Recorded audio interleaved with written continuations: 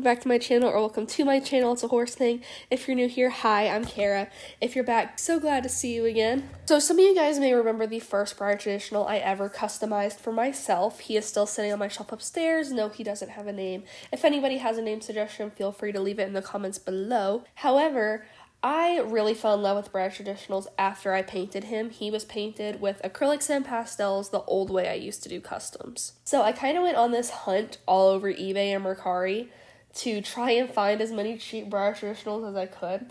And one of the models that I really had my heart set out on was the Breyer traditional Othello repaint, or model. Probably my favorite type of horse, because I understand draft horses isn't a breed, but I love draft horses. So I found this model on eBay for a decent price. I do have an unboxing on him. I will try and link that in the description below. He arrived in a shoebox. Can I just point out the fact that they literally shipped it in a legit shoebox? This is a literal shoebox, you guys. When he arrived, he had some very sticky things on him, as well as a lot of flaws. So I had to sand it all off. Then I got out my Dremel and put in the drill bit that I have, and I actually drilled a hole underneath his stomach. So the reason I do this is because I cover up the hole on the mouth. So Breyer traditionals, if you don't know, have a hole on their mouth for airflow. So like in the heat, the model doesn't expand or anything. It does not look good on repaints because it's very obvious and you can see it. So instead, I cover that up with epoxy and drill a hole underneath. So very quick and easy, just drilled a hole underneath the stomach. I always drill the hole underneath the stomach first, just in case, there's any moment where it gets really hot outside and I didn't have time to drill that hole first. So I drill the hole first, and then I take my epoxy, my parts A and B, and I mix a small amount of them together. And then I just press that on over the mouth of the horse and just indent the same way that it had before, just making sure that it covers the hole. Then I was so impatient that I actually took a blow dryer upstairs that nobody in my family uses, and I kind of propped it up with our butter thing to hold it in place, and then I just left it like that for a good 3 hours. So then I had pretty much gotten it stuck in my head. This horse was going to be a dapple buckskin. There was no other option. This horse was going to be a dapple buckskin. End of story. You couldn't talk me out of it. So at the time, right now it's May. Going back to October, I was very new to using an airbrush. Never used it before, and this was the first horse I was going to be airbrushing, which, looking back, probably wasn't the smartest idea. I mean, you'll see how that works out later on. So, I have a horse sitting here in front of me that was painted, that I bought off eBay. It was just in a lot that I had, so I didn't really care about it. It was fine. And this is kind of my practice horse just to get the hang of airbrushing, because this is my dad's airbrush. So he was kind of teaching me a little bit of his tips as we went. And then I started airbrushing the actual horse. Again, looking back 6+ months ago, I did not do the same routine that I would do now. So I didn't even give him a primer coat. At the time, I wasn't really using any primer because I didn't see the need for it when I was just using acrylic. So I just kind of carried it over into my airbrushing habits. Oh yeah, we don't need a base white coat. We'll just go ahead and give it its solid coat, because I had done a test, air quotes with that, where I had tried to see the difference between using a white coat and not, and seeing if there was any difference. And I mean, there was a slight difference if you're looking for it, but not really. So I just went in with my Palomino color and went ahead and started making him Palomino, the same buckskin color, and spent a lot of time on that. Then I had to go into shading, which I was going for a dapple buckskin, more of a sooty buckskin, but not really. I really just wanted a dapple buckskin.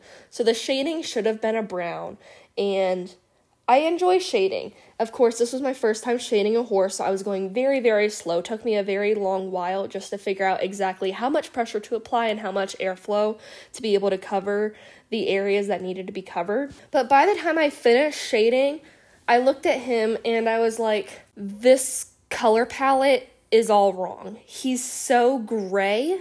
Buckskins, unless they're a sooty buckskin, even then, really don't have any gray in them. So that was an issue, and I really just sat there contemplating for a long while. Am I going to continue with this, or do I just need to completely redo his shading? In the end, I just chose I was going to redo it and try to improve it. So lots of frustration later with having to relighten the coat, darken the coat, had to go back and relighten the coat again, and then add shading in after that. Finally, did I feel like it was good enough for me to move on. So keep in mind, by this point, I was kind of frustrated with this horse because I think we've all learned nothing ever goes straight forward when you're creating a repaint. Never. If you do, kudos to you. Has never happened to me. The big part of a dapple buckskin is the dapples. Like, I think that's pretty obvious. Like, what's a dapple gray without dapples? What's a dapple buckskin without dapples? I was pretty nervous to try and attempt this because, like, don't get me wrong, dapple buckskins and dapple grays are both in my top 5 favorite horse coats ever. However, they are an absolute pain to make when you're repainting. Like, memory of my first dapple gray custom here. But I'm not bad at dapple grays, but I really don't have much experience with dapple buckskins, especially with an airbrush. But I didn't want to switch to pastels after using the airbrush because I thought it would look weird. So literally the only thing I have here is a picture that I will pop up on the screen of me trying to do dapples with the airbrush. Basically, I just took like the base coat color and made little circles on it on top of the shading to try and give the illusion of dapples.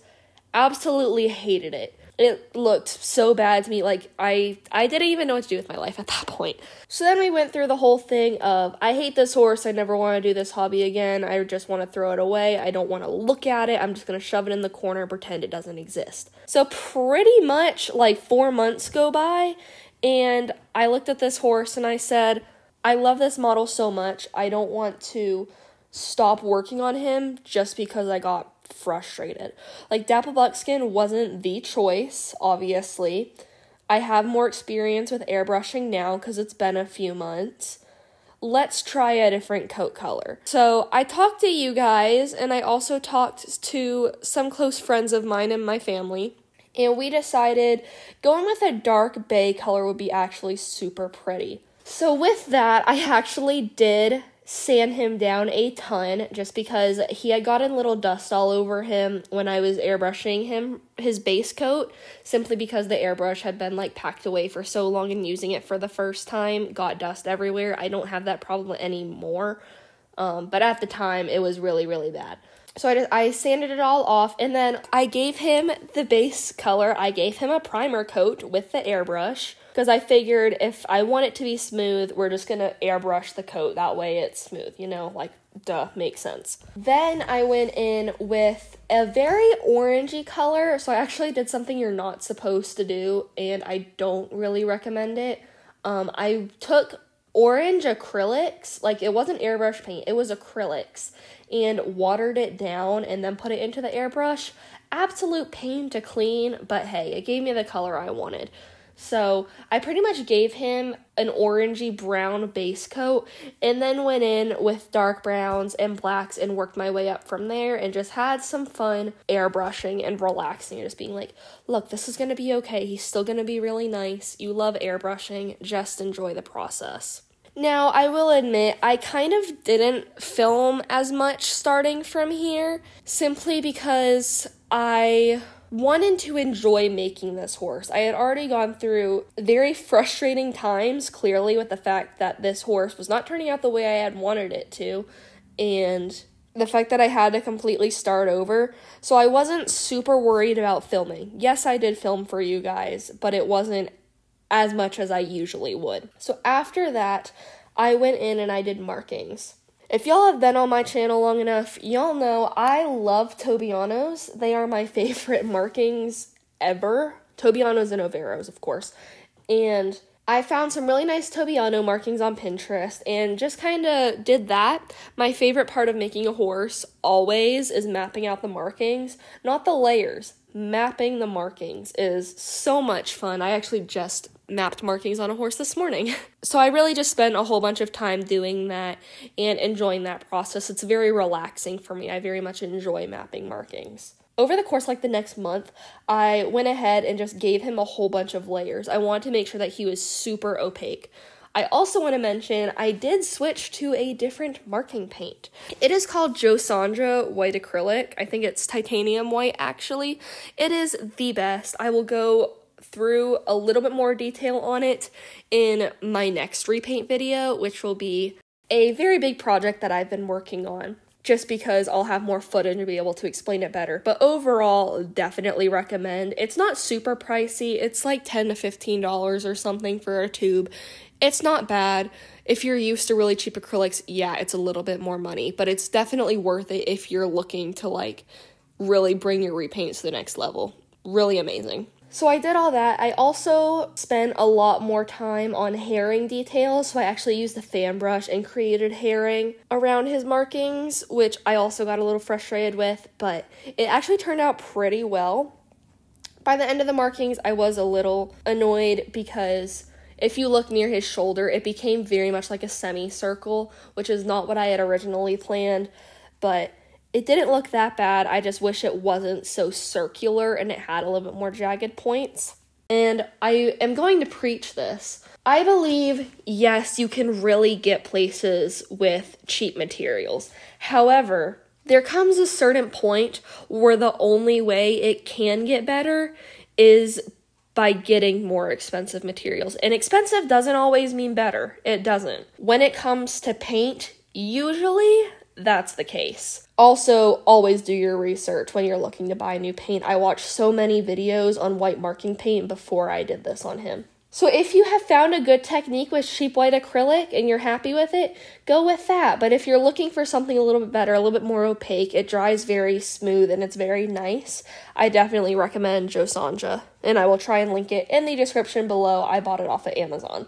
Then, of course, I went into doing the eyes, so I painted some white near the corner of the eyes and then a dot of black. And then I went in with some brown and some gold paint. I actually have gold paint, yes. And layered that on top and then added some more black and gloss varnish, and there was my eye. For the mane and tail, I really did not record pretty much anything of this, so I'm just going to explain a little bit of what I did. I pretty much made it all black. I painted everything black, let it dry. Then I went back the next day, added some more black with some dark brown, and mixed them together to be streaks, so it kind of looks like hair coming down. So I had some lighter brown, some dark brown, some black. I don't think I added any gray, but there might have been a little bit of gray. And I just kind of did a dry brush technique on top of the wet paint, so it didn't have time to dry at that point. And just kind of went through all that, and it actually looked pretty nice. Of course, add some pink on the face markings and gave him a final spray. And Othello is complete, or as I called him, Dakota. Dakota was a very interesting horse to make. I do really like him. I will say he is not my favorite repaint I've done. However, I do still like how he came out. I really like him too because I persevered through things that like really annoyed me and I thought I wasn't going to finish him. Like I genuinely did not think I was ever going to finish this horse. So even though I had to change my plan, I still finished him. I'm very proud of him. I like how he looks. He is one of the best airbrushing things I've done. I just don't care for the coat color as much as I would another coat color, if that makes sense. His markings also, at the time, best markings I had done because I had switched to a completely new paint. However, that is the end of this video. Let me know what you guys thought. And like I said, there will be another video on my horse Chino because I have revealed the nameplate to you guys. He is currently in the works of the time that I am making this video. However, by the time this video comes out, he should be pretty close to being done. And I will have a whole video on him. I have filmed a lot of him, so it will be a pretty lengthy video, probably about 20 to 30 minutes. And I hope you guys have an amazing rest of your day. As always, remember to be kind, be smart, and stay safe. And I'll see you guys in the next video or the next live stream, whichever one comes first. Plus, here's a little blooper. Can I just do my voiceovers? Can I just do my voiceovers? Or are you gonna bark at everybody on the street? Can I do my voiceovers? Or are you gonna keep barking? Alright, I'm gonna go do my voiceovers. Okay. Okay. Goodbye, everybody. Have a great rest of your day.